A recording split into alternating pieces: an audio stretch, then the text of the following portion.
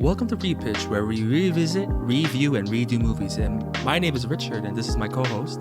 Hey guys, this is David. Yeah, and we got a special movie, Atlantis, The Lost Empire. Came out in 2001, a movie flop that bombed in the box office.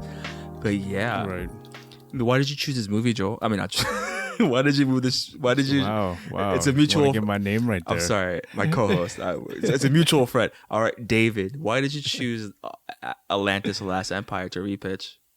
Well, for starters, I don't think this was like This is one of my favorites. Oh, This is one of my favorite animated movies. I feel like it's underrated, and so And with all these like new like live action movies coming out from Disney, I thought it'd be kind of fun to maybe just repitch. Yeah. I mean, you talked about how it didn't do so well. It had a budget of 120 million. Do you know how much it made its first week? No, how much? 300,000. 300,000? Do you know how much it grossed in the US? How much? Only 84 million. Dang. It barely made its budget back worldwide, but like that's how bad it was. That is unfortunate. And why do you think so? Why do you think this was what was the cause of this? So actually, I found a great article by what is the company called? Artifice, yeah. And they like list there's a couple of reasons why this movie didn't do so well, or why did it flip. Because one of the reasons is because there wasn't any like musicals, there wasn't any singing. The main character or the Atlanteans aren't breaking out into songs. It's a traditional animated film, and in the same year, earlier that year, a giant titan of a CGI movie, the almighty Shrek, came out, and that was super popular. You know how much? Yeah, it had the Shrek movie had a budget of 60 million, and that year it made $484 million out of that movie. Yeah, I mean Shrek is a classic. It is. I mean, what was it? We recently talked about how it was just put into the National Library. Yeah, it's crazy because it's like huge. Right. Yeah, and like those are one of the reasons, and like it had a PG rating, so not a lot of people can watch. Not a lot of kids would watch it, and the genre wasn't as appealing to people. Like it wasn't about a princess, like a conventional princess. It was like a sci-fi, adventure, history kind of thing. Yeah, I mean, I'm glad you kind of mentioned how like it wasn't a musical. Yeah. Because this was definitely one of those first steps, I think, to step away from that whole that princess genre, the golden like you age said, of the Disney. golden age, and like this was a chance for them to go into a much deeper story, I guess, and much darker story. It was a little bit of everything, but it just didn't hit with the audience it was not the right time for it. It was a little bit darker, and like I feel like there's like one of the few Disney movies that have like guns in it and shooting and attacking and fighting, and it's a little bit more grittier this movie. But I remember watching this in theater, and I absolutely loved it. Oh, you saw it in theater. I saw this. I think I remember seeing this like long afterwards on like video or something, and it literally blew my mind. I mean, like spoiler alert for 2001 movie, but like the scene when the ship they go on underground, the submarine, what is it called? It's so cool. The whole idea of like this orange ball, where it's like you could see it. It's so great. And the giant scorpion, the Leviathan that's attacking them. Right. Yeah. Seeing that in the big screen, it was literally like just mind blowing. Right, and I love the whole story of it. I mean, I think everybody's familiar with the folklore and the legend of Atlantis, and there are a lot of people who are definitely deeply into it. So the story was great to begin with, and like you said, a lot of the design and the setting of it. It's like it took place right after World War I in like the early 1900s. Yeah, it's really early. It's like I think it's before the World War I. It's like 1910s. Right, yeah. and it's got this like steampunk feel to like, which is so cool. It's like, and oh man, like one of the things I loved about this movie is that Milo is this young guy, and he's part of this ragtag team of explorers, and each character is so interesting in themselves. You got Sweets, the doctor. You got the mechanic, tough lady. You got the explosive expert, mole, which is basically Danny DeVito if he was a mole man. Right. And just even the bat. Oh, like it's so fun. I love this movie. No, it's great. And also just to kind of like tie into a few things that we were talking about with Soul, and I think one of the things that I think catches people off guard about the storyline for this one um was the fact that the storyline starts off with this character pretty much getting exactly what he wants. Oh He's able yeah, to get that, and then it's like one of those stories where like you get to where you need to get to, you get what you want, but it's not what you thought it'd be, exactly. and it's like Disney tried to go into that direction. It just didn't hit, Yeah, but yeah, I mean otherwise I honestly I really love this movie. it's I can't so have funny. nothing. It's so good. I love the characters. Even what's really cool about this movie, like the Atlanteans, they really felt like a culture, like this like tribal, like these people and this country language. Even their language. You know who it was created by?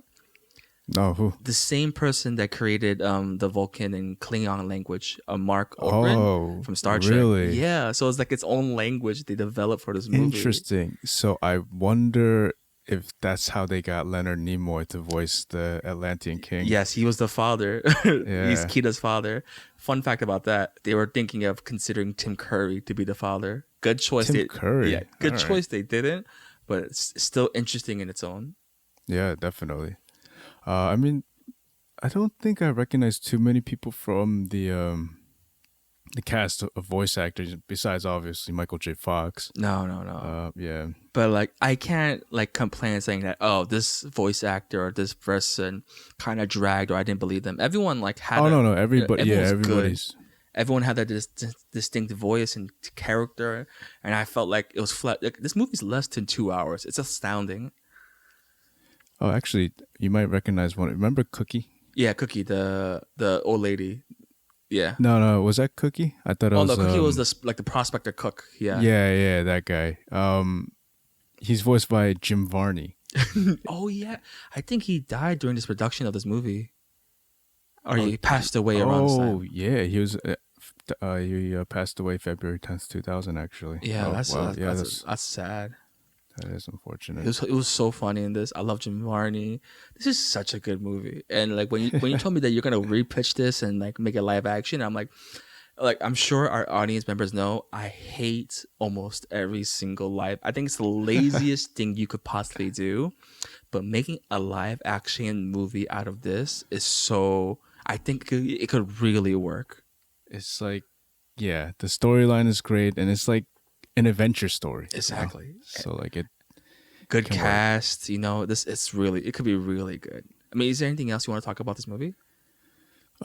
Overall, I have nothing else to say. I think I only have really good things to say about this. I think like I think I've said all that I could about it. Do you have any other things to add to it? Such a good movie. Such an interesting lore.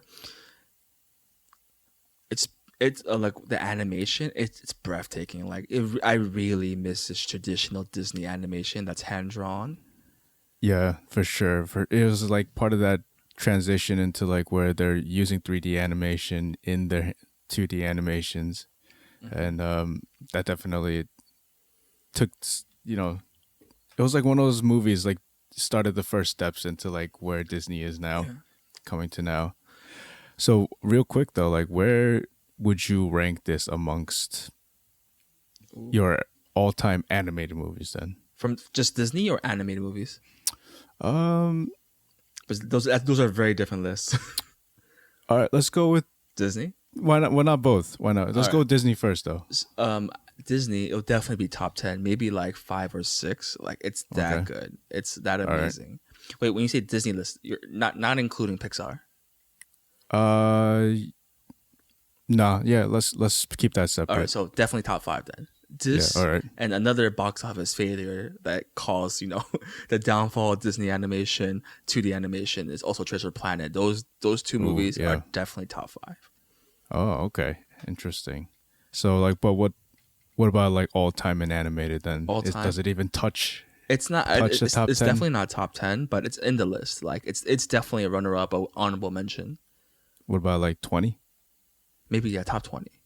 Top 20. It's definitely top 100. I won't. I don't know. Top 100. That's so broad. Yeah, I gotta. Because I don't know, man. I gotta make a list. I've never made a No, top you're right, 100 you're list. right. I'm not. I was like, it's definitely not top 20. Like, if you told me that this movie would never exist again, I'll be annoyed, but I won't be mad. You know, Okay. I'm like All right. that sucks, but like, you know, whatever. That's okay. That's a good way to put it again.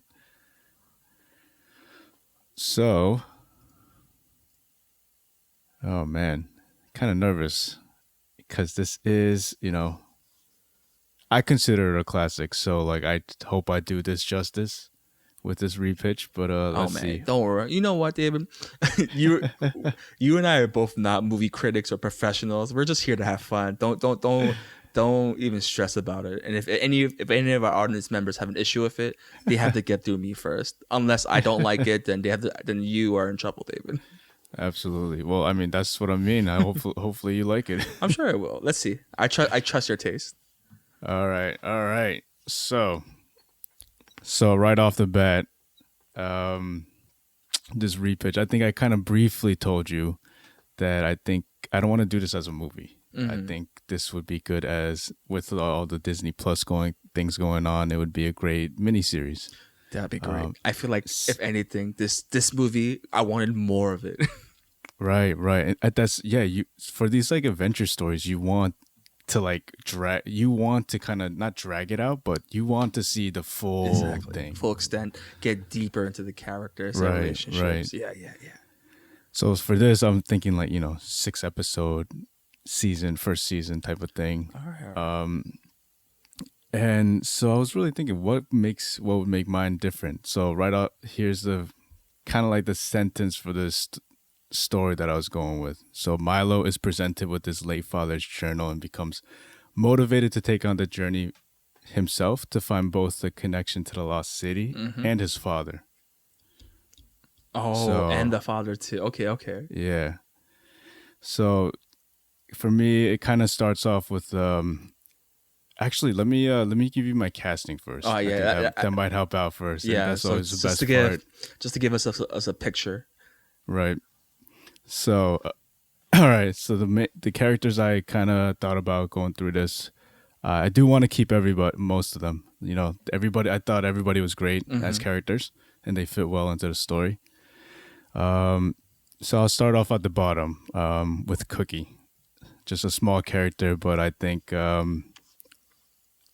this guy would be good for it. Nick Nolte. Oh, Nick Nolte. Okay, yeah.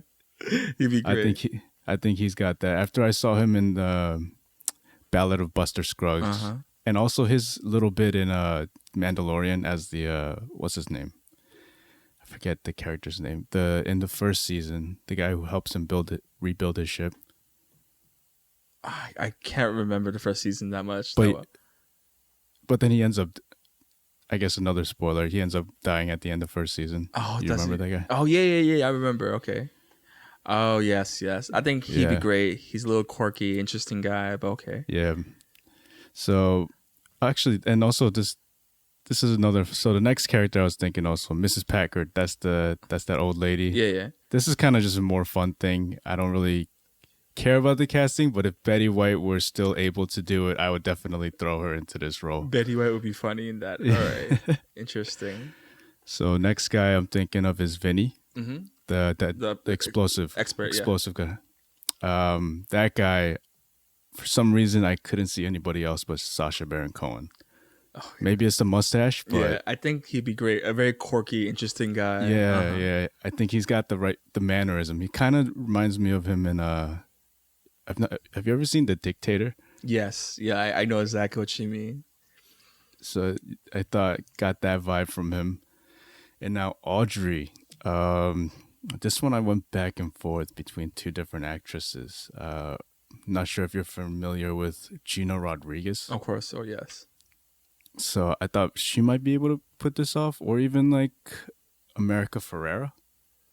But I think Gina Rodriguez is a little bit more, might fit better to this. Our audience members will probably know her from like Jane the Virgin and other stuff like that. But mostly that's where she really came from. Right. Now for the Atlantean King, I wish Leonard Nimoy was still with us. Oh, he would be great in this. I would, 100% put him back in that role. I don't really have anybody in mind for this, but somebody who came to mind was Hank Azaria. Hank Azaria. Okay. I think he's kind of getting to the point where he could play those old roles. Now this was pretty obvious for me. Doctor Sweet. Yes. Who's gonna be Doctor Sweet? I think he's such an important character. Oh wait, going back for the King, I think you know who would be great. Mark Hamill. That's not bad. Yeah. That's not bad. But we'll go back. Maybe it shouldn't be like a really white guy, but that's exactly the thought process Yeah. I was going through when I was thinking about that. And right. so that was the thing. Who's gonna be So Doctor Sweet? Yeah, Sweet's a lovable character in the movie. Milo's good conscience almost. Who is he? I think there's only one guy, and that's Terry Crews. Terry. Oh, I was not expecting Terry Crews. Who were you thinking? I was thinking The Rock. The Rock. I was thinking that too. But no, Terry Crews would be perfect as the lovable buff doctor type. That's sweet. He's got that from who's this character in Brooklyn Nine-Nine? Oh, Terry. His name is Terry in that movie. Oh, show too. Yeah. So I just feel like he's like that kind of character. You know what? I think that's a better casting, but I'm just thinking having The Rock there. You know what? The Rock would not be good enough. He would not be in the sideline. He would not put himself. You're right. That's exactly. But Terry Crews would be great, even as a side character. Like The Rock would need to be Milo. Exactly. That'd be hilarious. But okay. This is good casting stuff. I like that. Terry Crews as Sweets. All right.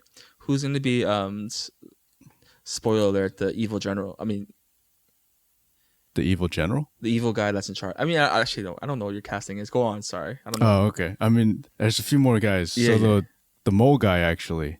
Oh. I was kind of actually just right off the bat. I was thinking of I forget the actor's name, but Frenchie from The Boys.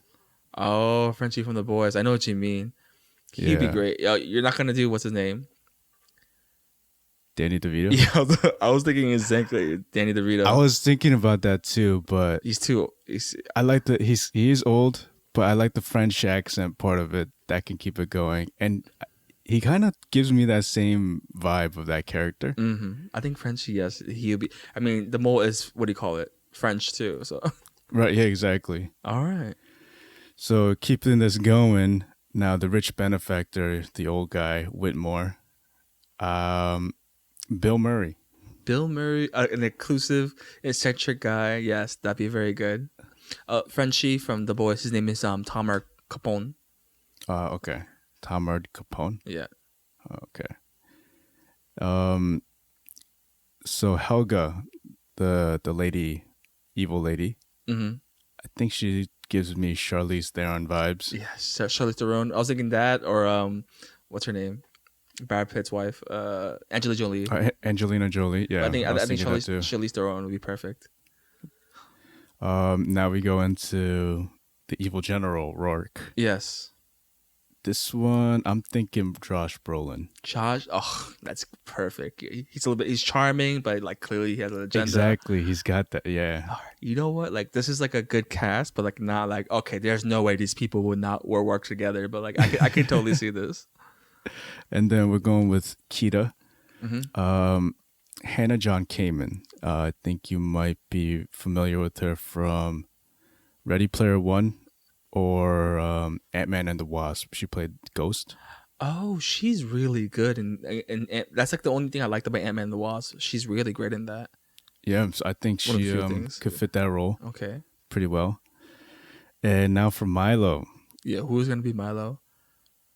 I thought of William Jackson Harper. William Jackson Harper. What is he from? Chidi from Good Place. Oh, you gotta change his race. Okay. You know, he is a little bit of a nerd, but the only problem is that he's buff underneath that shirt.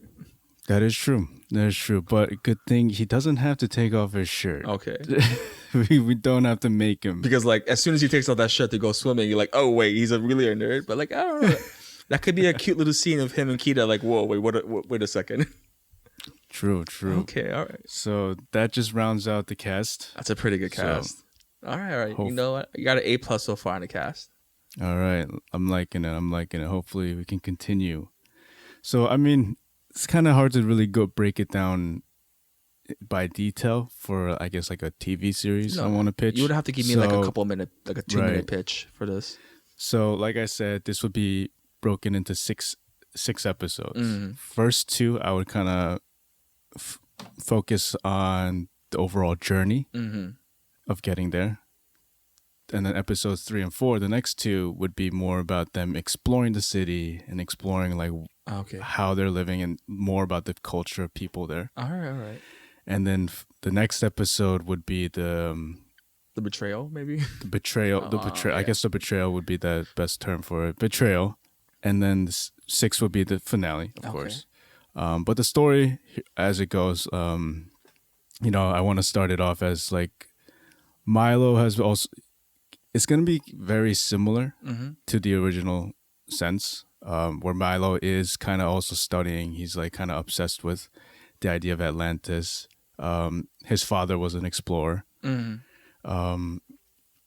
and he hasn't seen his father for a very long time. But he just know that he was on an expedition before, and then he learned in this first episode he learns about his father's death, and this is where he meets Bill Murray, the rich benefactor. Okay. And he's approached with what he's finally kind of like revealed to like what his father has been doing and like where he's been Mm-hmm. and like what type of expedition he's been going through. So with that, Milo, like he's presented with the journal. Okay. The Shepherd's Journal. Yes. So that he's presented with the journal, which also happens to be his father's journal. Oh, it's a personal journal. Okay. Okay. It's a personal journal. So this is more so the accounts of his father. Because long story short, his father is also, he makes it to Atlantis. Oh. But he never reveals it, but then he's written about it. And this is that book for his son Interesting. to go through. And this is like It's that more guide. personal. Okay. It's a guide for his son to be able to go through that. But it's like that overall, like it's a guide, kind of like a life lesson for him too, Mm-hmm. in that wrapped around that whole thing. So like I said, the first two is about the journey, where the first episode I think it's gonna kind of showcase a lot more of the underwater scenes, underwater journey. Are we gonna get the same ship though? That is what's important to me. I want to say yeah, because I loved it so It's much. So good. Oh, I forgot to ask. What's the time period? Still like the 1900s, like early. Yeah. I want to keep it like that. I kind of like that. It's really good. Yeah. So, because it's like rough metal, nothing. Like it's not smooth Right. and uniformed. and like there's some certain type of limitation to that certain time period. Like you aren't like, there's no freedom of all the technology that we have in our time period and all that stuff. So I mean, just to continue on, the first episode will kind of just be showcase about the underwater journeys, the submarine. I want to use the same thing, but I think maybe we should change it up a little bit, not too much, but and then the second episode will kind of go through like them making it to that underwater cavern, and then them kind of going through that, and then each episode I wanted to kind of reflect like Milo reading through a portion of it, and then it's kind of like his father talking to him and like telling about a journey, like a life lesson and a journey through within that period. Like his father talks about him. It'll kind of be like a back and forth. Like you'll see his father going through his journey while Milo's also going so you through. see like the juxtaposition between both of them. Right. All right. Kind of. And then so after the journey, you get to the city, where you're introduced to Atlantis, the whole city, and these two episodes, you're really, I guess, just a time to explore the culture, learn about like their folklore, like why they're there, how they're still able to like survive and live, and like what they thrive on, and I think for me, I think it's this mix of like magic and like all that side of it. Yeah. That's the direction I want to go with this. And after that, after they learn about it, and then the Rourke learns about the city and how it's powered and where the source is from, that's when he starts to really bring out his true plan, like what he wants to do. So this is where like it kind of revolves around this main story of the original movie. Mm-hmm. And then so he tries to steal the power, all that stuff, and then of course by the end of it, Milo ends up saving the city, or not Milo, but everybody ends up fighting him, saving the city, all that stuff. So not a real clear like end, but that's the general scope of the direction I want to go. All right. I would go with this story. Interesting. So, but also just to add on. Yeah. So I was kind of like even thinking further into it down the road with this, like kind of like a whole explorer expedition type of TV series, and like so it, other places like that. Exactly. So like I was thinking like it being Disney, you can also tap into like the next season would be somebody, and the tying factor would be Bill Murray. He's the one who's fronting he's for the all one these other. Yeah, he's fronting the other explorers to go through. Okay, like so one the in next Egypt. one I was. Right. What was the next one? So next one I was thinking would be like El Dorado. Oh, okay, all right. And then after that I was thinking this is Disney, you know, like and now they're kind of like tied into the MCU. Why not Wakanda? Interesting. Okay, that's very bold of you. All right, okay. So like it's like that's the direction I kind of want to like go into. But then all of these things I do want to keep it within the same time frame. You know, you could tie this in with Disney. The only problem would be Namor, because he's an Atlantean in So I was actually in the Marvel thinking universe. about that. I mean, like that's like a whole being able to, being able to tie that in. Like I would tie that in like it would be more like teasing. Okay, in this like first that'd be series. Interesting. Okay, you know it's kind of. I guess cool like the story.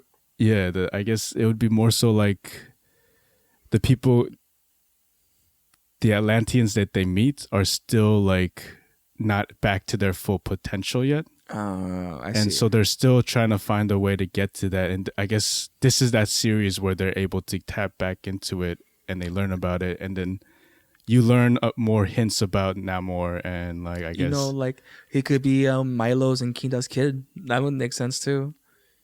That would be crazy. That'd be interesting. But okay, I have one question. Like, where's Milo's dad the whole time? I mean, he's dead. Oh, he died. How did the journal get to him? So the rich guy. This is kind of ties into like he's like a friend of his dad, like in like how like in the movie, old guy. Yeah, like in the movie. Wait, so that is that. The father went to Atlantis, wrote a book about it, came back home. Right.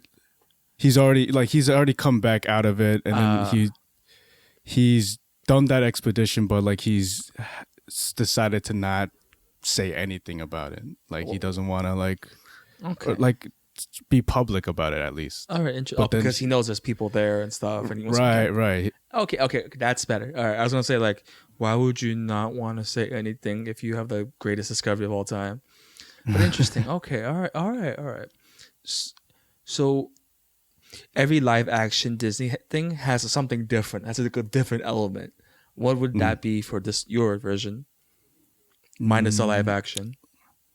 Like what do you mean? How so? Like the Jungle Book live action movie.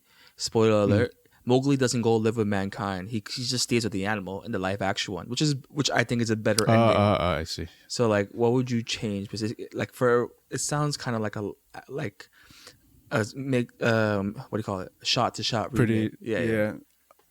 For this one, the main difference would be that I think. I mean, it's up to you. I think by the end of it, I was going in a darker direction where I wanted Kida to sacrifice, and then Milo would be back in the real world. He's going through the same like decision that his father decided to do. Like he needs to keep this. He can't like reveal the secret that he's found. because of like what he's just gone through. Like somebody that he thought he could trust has gone and like tried to like destroy the city and take everything. So like he doesn't want to like reveal it afterwards. Oh, I think that's too dark. We can't do that. But all right. You know what, Dave? I think from your pitch and the casting and the idea alone of this making this multi-franchise kind of movie, multi-universe, I'm gonna give this a green light because this sounds dope. Oh, nice. Yeah, nice. My only thing to make it different, I mean, like as soon as you said you're gonna add the ship from the same movie, you had my yes. But all right, that's interesting. You know what? This would make a great TV show. I think so. I hope they do this. I hope they do something like this. Yeah, but I know not for a while because not a lot of people are nostalgic for this movie because again, it's only made $300,000 opening weekend. Right. But I mean, there's probably some feeling that the MCU is gonna introduce Atlantis somehow. Yeah, maybe. I mean, it will eventually. It would have to. Yeah. But is there anything else you want to say about your pitch? Because I forgot a really fun fact from before. My pitch. You got a green light, man. Great job. Oh, thank you.